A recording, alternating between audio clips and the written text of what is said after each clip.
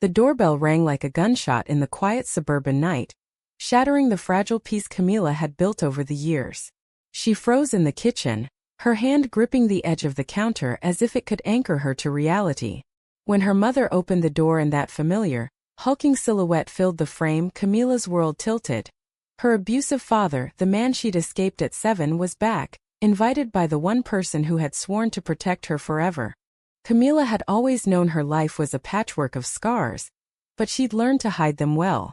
Growing up in a modest ranch-style house in suburban Denver, Colorado, she'd spent her childhood tiptoeing around explosions of rage from her father, Robert. He was a construction worker with a temper fueled by cheap beer and unfulfilled dreams, and his fists had left more than bruises, they'd etched fear into her bones. At 7, after a particularly brutal night where he'd shattered her mother's jaw, the police finally intervened. Robert was arrested and Camila's mom, Linda, filed for divorce, vowing never to let him near them again. They moved to a new neighborhood, started fresh, and Camila buried the memories deep, focusing on school, friends, and the quiet strength she saw in her mother's eyes. But now at 25, those memories clawed their way back. Camila stood in the hallway, her heart pounding as Robert stepped inside, his face lined with age but his eyes still sharp with that predatory gleam. "Camilandra," he said, his voice gravelly, using her full name like a weapon. Linda hovered behind him, her expression a mix of guilt and determination. "We need to talk, honey. As a family." The word family hit Camila like a slap. She backed away, her mind racing. How could this be happening? Just 2 weeks ago, she'd come out to her mother as a lesbian, introducing her girlfriend, Jamie, over a tense dinner. Jamie was everything Camila had ever wanted, kind, fierce, with a laugh that could light up the darkest rooms.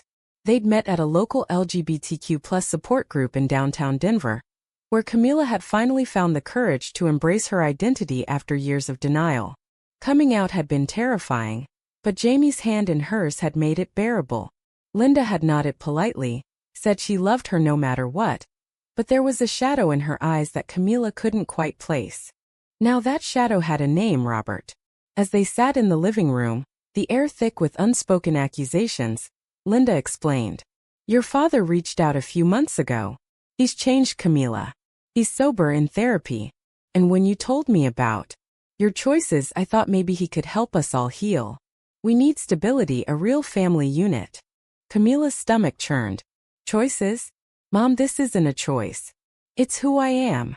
Her voice cracked, but she held Robert's gaze, refusing to let him see her break. He leaned forward, his hands clasped as if in prayer. "I know I've got a lot to make up for, kid. But your mom's right. This lifestyle, it's not natural. I've seen what it does to people. We can fix this together." The confrontation escalated quickly. Camila demanded to know why Linda had kept Robert's contact a secret. "Because I knew you'd react like this." Linda snapped, her face flushing. "You're throwing away your future for some phase. Your father and I agree. You need guidance." Jamie arrived later that evening, sensing something was wrong from Camila's frantic texts. She was a graphic designer with a no-nonsense attitude, her tattooed arms a testament to her resilience after her own coming-out struggles. Walking into the house, she immediately picked up on the tension. "Who's this?" she asked, eyeing Robert warily. Introductions were awkward, laced with undercurrents of hostility. Robert's comments were veiled at first, references to traditional values and God's plan. But as the night wore on, they sharpened.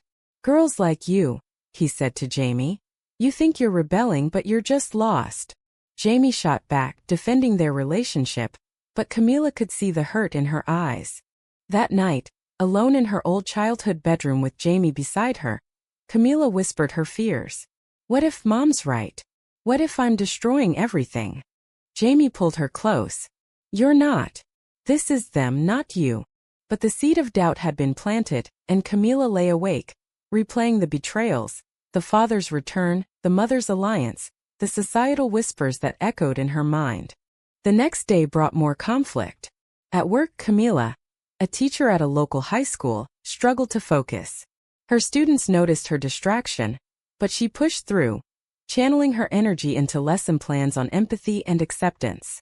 Meanwhile, Linda arranged a family meeting with a counselor Robert knew, a man from his church who specialized in reparative therapy. Camila refused to attend, but the pressure mounted. Calls from extended family, judgmental texts from old friends who'd heard through the grapevine. The small-town mentality of Denver's suburbs closed in like a vice. Jamie suggested they move in together, escape the toxicity. "We can start fresh, Camila. You don't owe them this." But Camila hesitated. Leaving meant abandoning her mother, who had sacrificed so much. The internal tug-of-war tore at her. Loyalty versus self-preservation, love versus survival. As the week progressed, small acts of sabotage emerged. Robert accidentally mentioned Camila's orientation to neighbors, sparking whispers and stares. Linda confiscated old photo albums, claiming they needed updating to reflect the new family. Camila felt her world shrinking, her identity under siege. In a moment of desperation, she confronted her mother alone. "Why bring him back now? After I came out?" Linda's eyes filled with tears. "Because I'm scared for you, honey. The world isn't kind to people like that. Your father can protect us." The words hung heavy, revealing the depth of Linda's internalized prejudice. Camila stormed out, driving aimlessly until she reached Jamie's apartment. There, in the safety of her arms, she broke down. "I thought she loved me unconditionally." Jamie held her, but even she couldn't mask her own growing frustration. "You have to choose, Camila. Us or them." The decision loomed, a precipice Camila wasn't ready to jump from. But as the days blurred, the tension built, forcing her to face the fractures in her soul. The fractures deepened with each passing day, turning Camila's home into a battlefield of words and silences. Robert's presence became a constant, his help manifesting in unsolicited advice and judgmental stares. He fixed the leaky faucet in the kitchen, but every turn of the wrench felt like a twist in Camila's gut. Linda hovered, mediating with forced smiles, but her allegiance was clear. She'd chosen reconciliation over her daughter's truth. At school, Camila's facade cracked. During a literature class on identity in The Great Gatsby, a student asked about personal authenticity. Camila paused, her voice trembling as she responded, "Sometimes being true to yourself means losing everything you thought was safe." The words echoed her own turmoil, and after class, a queer student lingered, sharing their own fears. It was a small awakening for Camila. She wasn't alone in this fight. But back home, isolation reigned. Jamie's visits grew strained. Robert's homophobic quips disguised as jokes grated on her. "You two make a cute pair of friends," he'd say with a wink that wasn't friendly. One evening it boiled over. During dinner, Robert launched into a tirade about family values, after seeing a news segment on pride parades. "It's a slippery slope," he growled. "Next thing, they'll be teaching it in schools." Camila slammed her fork down. "They should. People like me deserve to exist without fear." The argument escalated, voices rising like a storm. Linda tried to intervene, but Robert turned on her. "You raised her soft, Linda. That's why she's confused." Camila defended her mother instinctively, but the damage was done. Old patterns resurfaced, Robert's anger simmering just below the surface. Later, in the quiet of the night, Linda confessed to Camila, "I thought bringing him back would make us whole again. But seeing him like this, I'm scared too." It was a crack in her armor, but not enough to shatter it. Camila pleaded, "Then make him leave, Mom. For me." Linda hesitated, her face etched with conflict. "He's changed in some ways. And the church says forgiveness is key." The mention of church ignited Camila's suspicions. She dug into Robert's therapy. A quick online search revealed his counselor was linked to conversion programs, banned in many states but still operating underground in Colorado. The revelation hit like a punch. This wasn't about healing, it was about control. Jamie, ever the researcher, helped Camila uncover more. Over coffee at a cozy Denver cafe, they pored over articles on family rejection and its psychological toll. "This is emotional abuse, Camila," Jamie said firmly. "You can't let them erase you." Their hands intertwined under the table, a small act of defiance that fueled Camila's resolve. But doubt lingered. Was she being selfish, abandoning her mother to the man who'd broken her once? The turning point came at a family gathering. Linda invited aunts and uncles, framing it as a reunion. Robert played the reformed patriarch, charming the relatives with stories of redemption. But when talk turned to Camilla's lifestyle, the room polarized. An uncle sided with Robert, quoting scripture. An aunt defended Camilla quietly. The confrontation peaked when Robert accused Camilla of tearing the family apart. She fired back. "You did that years ago with your fists." The room fell silent. Linda's face paled, memories flooding back. But instead of supporting Camilla, she whispered, "Not in front of everyone." The betrayal stung deeper than any bruise. Camilla left the gathering, Jamie in tow, vowing not to return until Robert was gone. Yet the pressure didn't ease. Work suffered. Camilla's principal noticed her absenteeism and suggested counseling. Socially, friends distanced themselves, caught in the crossfire of gossip. Even within the LGBTQ+ community, Camilla faced judgment. Some urged forgiveness for family ties, others demanded she cut them off. In a moment of vulnerability, Camilla attended a support group meeting alone. Sharing her story, she heard echoes in others' tales. Parents choosing partners over children, societies enforcing norms at the cost of love. A woman named Sarah, older and wiser, pulled her aside. Forgiveness doesn't mean forgetting. But protecting yourself isn't betrayal. It's survival. Inspired, Camilla confronted Robert one-on-one. In the backyard under the stars, she laid out the terms. Leave or she'd expose his past to the authorities, who might revisit old charges. Robert laughed bitterly. "You think you can threaten me, girl? I've got nothing to lose." But his eyes betrayed fear, the sober facade cracking. Linda overheard. Her reaction a mix of horror and relief. "Is this what we've become?" she asked, tears streaming. Camilla held her ground. "You brought this on us, Mom. Now fix it." The standoff lingered, tensions mounting. Jamie proposed an ultimatum. Move in with her or risk losing their relationship. "I can't watch you destroy yourself," she said, her voice breaking. Camilla agonized, weighing love against duty. The cost of each choice heavy on her heart. As the conflict simmered, a new betrayal emerged. Linda, in a desperate bid for peace, shared Camilla's private journal with Robert. Entries about her coming-out journey, her love for Jamie. Reading them, Robert twisted the words into ammunition, confronting Camilla with accusations of unnatural desires. The violation shattered Camilla. "How could you, Mom?" she cried. Linda sobbed. "I thought it would help him understand." But understanding wasn't his goal. Control was. In the aftermath, Camilla packed a bag, ready to leave. But as she stood at the door, Linda blocked her path. "Don't go. We'll figure this out." The plea hung in the air, a crossroads of forgiveness and fracture. The crossroads led to a path of uneasy truces and hidden daggers, as Camilla chose to stay for now, clinging to the hope of salvaging her mother from the abyss. But hope was a fragile thing, easily crushed under the weight of ongoing betrayals. Robert's influence grew insidious. He attended church with Linda, filling her head with doctrines that painted Camilla's identity as a sin to be purged. At work, Camilla threw herself into advocacy, starting an after-school club for LGBTQ+ students.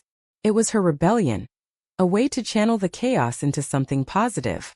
The kids' stories mirrored her own family rejections, societal pressures, and in guiding them she found strength. One teen, Mia, confided about her abusive home, prompting Camilla to connect her with resources. It was a reminder. She had the power to break cycles, even if her own remained unbroken. Jamie, however, grew distant. Their dates turned into arguments about boundaries. "You're letting them win," Jamie accused during a walk in Washington Park. "Every day you stay, you're choosing pain over us." Camilla defended her decision. "She's my mom. I can't just abandon her." But Jamie's eyes hardened. "And what about abandoning yourself? Us?" The strain peaked at a pride event in downtown Denver. Camilla invited Jamie, hoping for a reprieve. Amid the rainbow flags and cheers, they held hands, but Robert's shadow loomed. Linda had mentioned the event disapprovingly that morning.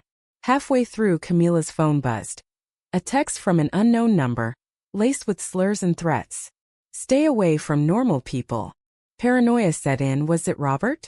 A neighbor? Jamie urged reporting it to the police, but Camila hesitated, fearing escalation. It'll just make things worse at home. Jamie exploded. Home? That's not a home. It's a prison. The fight spilled into the streets, drawing stares. In the heat, Jamie uttered the words Camila dreaded. Maybe we need space. The separation hit like a loss. Alone in her room, Camila scrolled through old photos of her and Jamie, laughing at cafes, hiking in the Rockies. Each image a stab of regret. Had her indecision cost her the one pure thing in her life?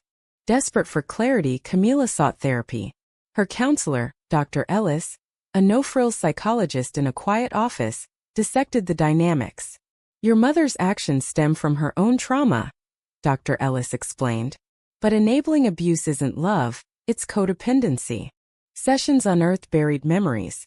Hiding under beds during fights, the sound of sirens on that fateful night. Camila realized her choice to stay was rooted in survivor's guilt, a child's belief that she could fix what was broken. Armed with insight, she confronted Linda again. Over tea in the kitchen, Camila laid bare the toll. Your fear is killing me, Mom. And bringing Dad back? That's not protection. It's punishment. Linda listened, her defenses crumbling. I thought I was saving you from a hard life. The world out there. It's cruel to girls like you. Camila softened. The cruelty starts here at home. Robert interrupted, sensing vulnerability. This is nonsense. Therapy's just liberal brainwashing. The ensuing debate turned vicious, Robert invoking moral decay, while Camila cited studies on acceptance's benefits. Linda wavered, caught in the crossfire. In a bold move, Camila invited Jamie over for a talk. The four sat in the living room, tensions electric. Jamie spoke eloquently about love's validity, sharing her own story of rejection.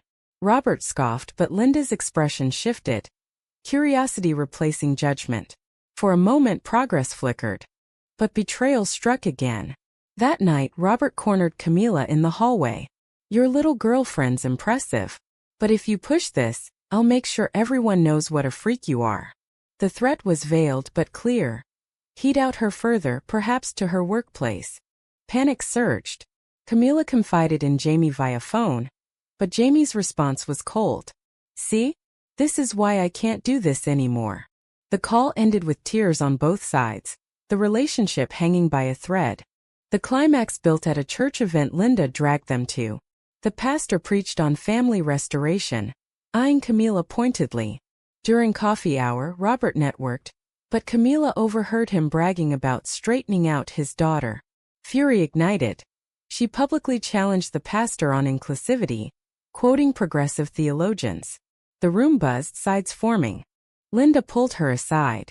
You're embarrassing us. But Camila stood firm. No, Mom. You're embarrassing yourself by hiding behind hate. The words landed like a blow, forcing Linda to confront her complicity. Back home, the fallout was swift. Robert raged, accusing Camila of sabotage. In the chaos, old violence resurfaced. He grabbed Linda's arm roughly, an echo of the past. Camila intervened, shoving him away. Get out. Now. The police were called, echoes of that childhood night. As sirens wailed, Linda finally chose. She told Robert to leave. I won't lose my daughter again. He stormed out, vowing revenge, but the door closing felt like freedom. Yet victory was bittersweet. Jamie, hearing the news, returned cautiously. Is this real? Camila nodded, but the damage lingered. The trust eroded by indecision. As wounds began to heal, Camila reflected on the costs. Fractured family, strained love, awakened self. But questions remained, shadows in the light. Healing came in fits and starts, like sunlight piercing storm clouds over the Colorado plains. With Robert gone, for good this time, enforced by a restraining order, the house felt lighter, but echoes of his presence lingered in every corner. Linda threw herself into apologies, attending PFLG meetings to educate herself on LGBTQ+ issues. I was wrong, Camila. So wrong, she admitted over breakfast one morning, her hands trembling as she poured coffee. Camila accepted, but forgiveness was a process, not a switch. Therapy continued, helping her unpack layers of trauma. Dr. Ellis encouraged boundaries. Rebuild on your terms. Camila did, setting rules for conversations. No more phases or judgments. Linda complied, slowly transforming from ally in name to one in action. Jamie hovered on the periphery, their space, a chasm Camila bridged with texts and calls.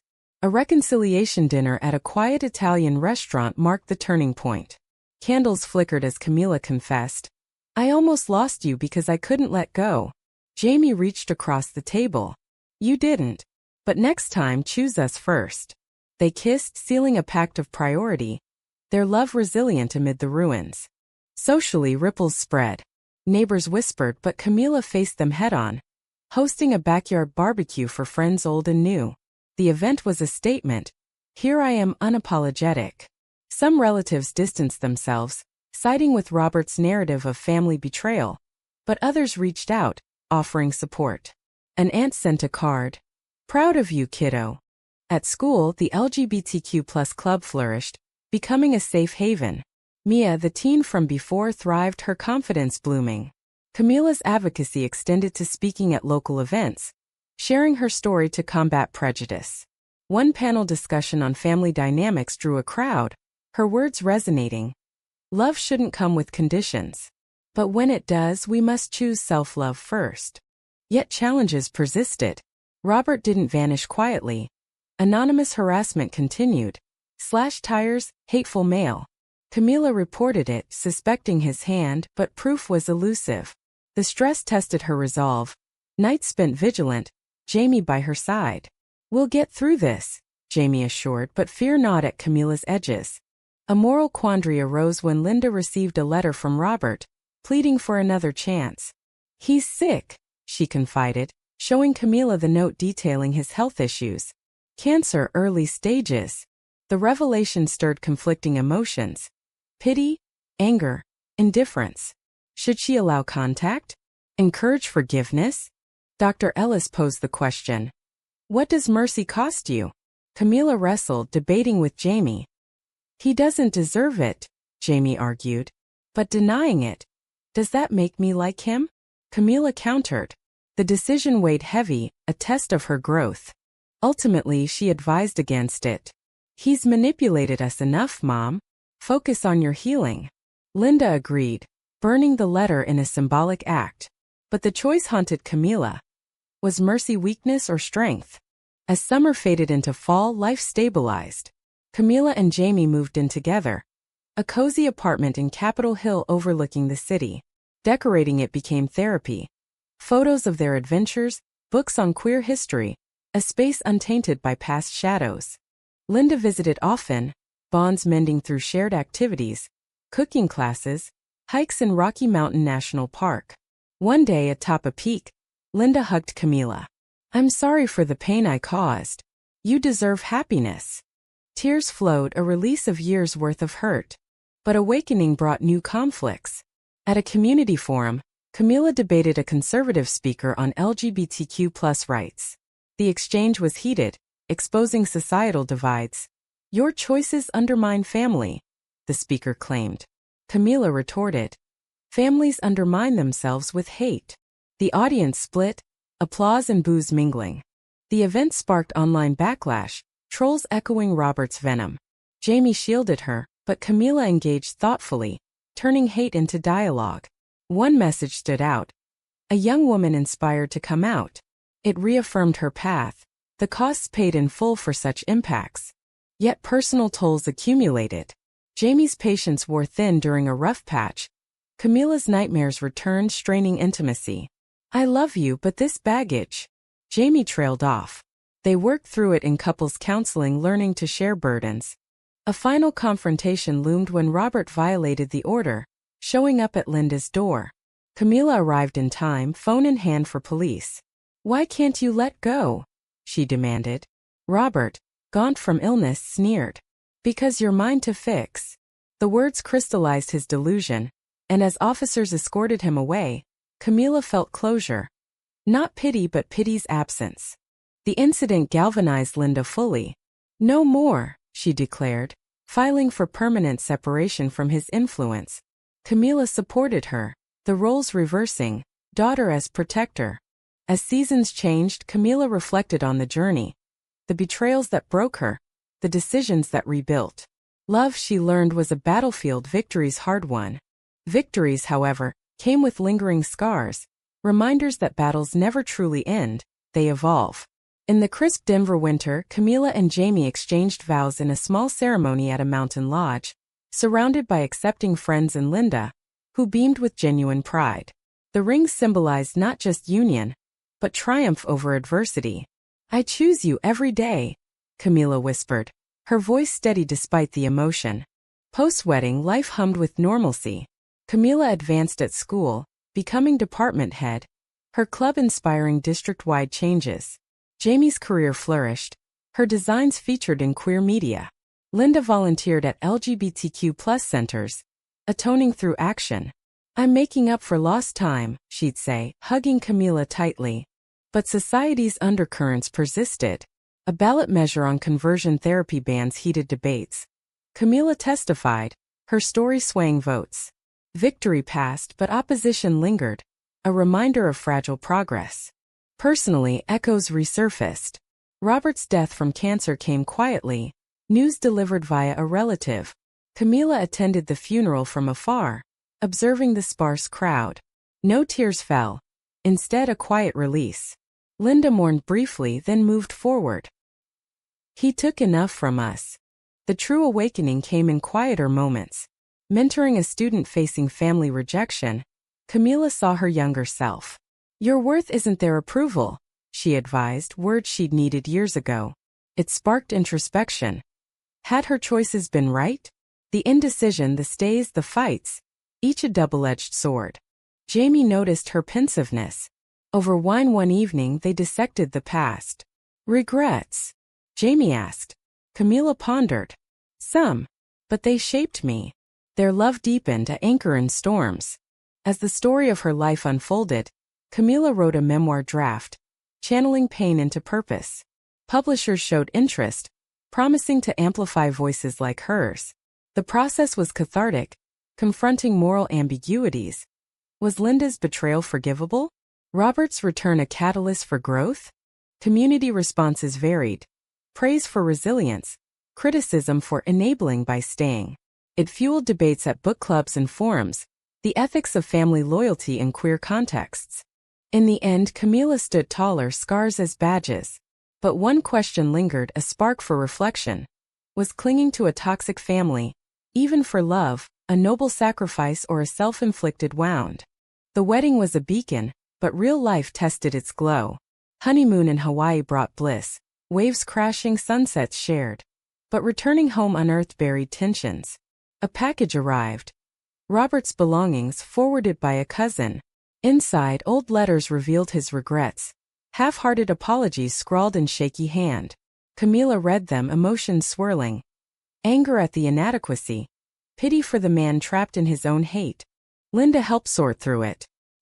"He never changed, not really," she reflected. Their conversations evolved, delving into her own journey. Marrying young, enduring abuse, internalizing norms. "I projected my fears onto you," she admitted. Camila listened, empathy bridging gaps.